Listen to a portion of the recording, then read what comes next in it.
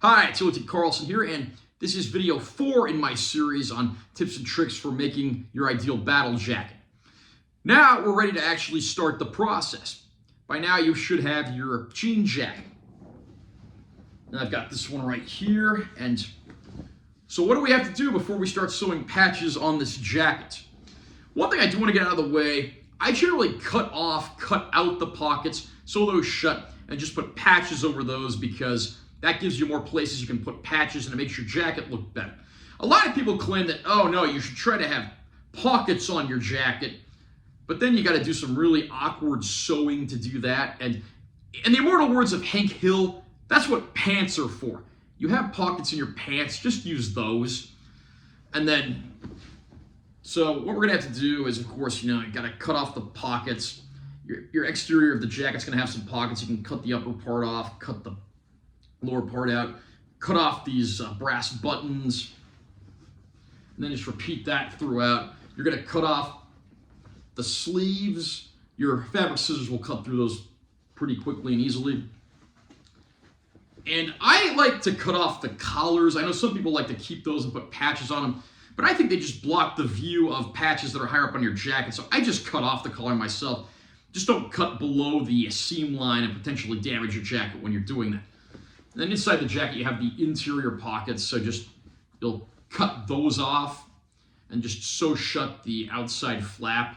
Again, more room that you can put your patches. And like I said, I like to cut all the buttons off my jacket. If you just fold the creases of your jacket and cut with fabric scissors, usually you can get a pretty good sized hole and just cut around those. And you can put patches over where the buttons were. I like to cut off all those little cinching ties on the back too, like where you'd put a belt potentially. Again, I just strip the jacket down. I cut off everything that's made out of metal or that would get in the way of putting on more patches. Your opinion may vary there, but that's what's always worked for me. You don't need to do up a battle jacket. It would actually look very strange to do that, so you shouldn't have any reservations about cutting off the buttons though. Likewise, I know a lot of people like to put studs and pins on their jacket and things like that. I don't do any of that. I don't like putting anything that's actually made of metal on my jacket. When you're going to concerts, a lot of the times you got to deal with metal detectors and security guards, and you don't want to be rejected admission because you have something that could potentially be a lethal weapon. Likewise, if you're down in the pit watching a concert and you collide with people, or even you have stuff rubbing up against you that's on your jacket, you can potentially injure yourself on the stuff that's made out of metal. So I would just avoid studs, buttons, pins, anything like that. Again, I know there's some people that swear by this stuff, and more power to them. Like I always say, there are no rules when it comes to making your battle jacket. If you want to experiment with that, certainly do so.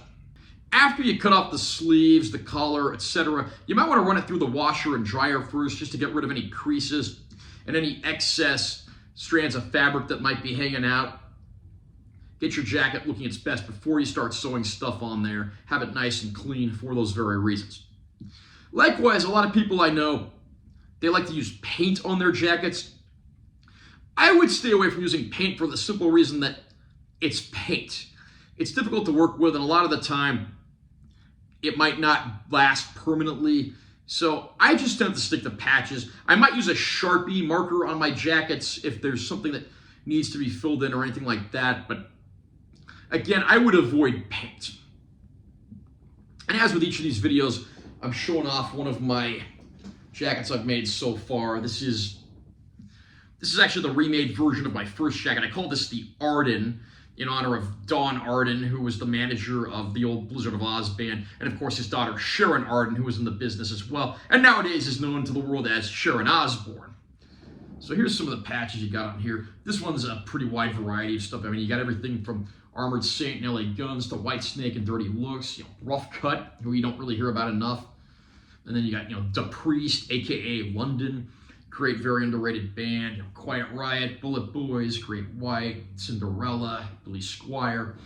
Then on the back, of course, we got this nice big vintage Blizzard of Oz tour patch, hence the Arden naming of the jacket.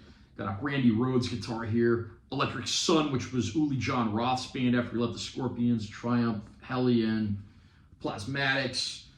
A lot of these are reproductions and customs, like the Budgie and Def Leppard and the Black Sabbath Born Again. Those are all reproductions. But then there's things like the Vinnie Vincent Invasion and the Michael Schenker Assault Attack. Those are vintage. So again, when it comes to starting the process, these are just a few tips and tricks of the trade that'll help you get off the ground. And we'll be continuing this in video 5. We're going to talk about the actual sewing process. See you next time.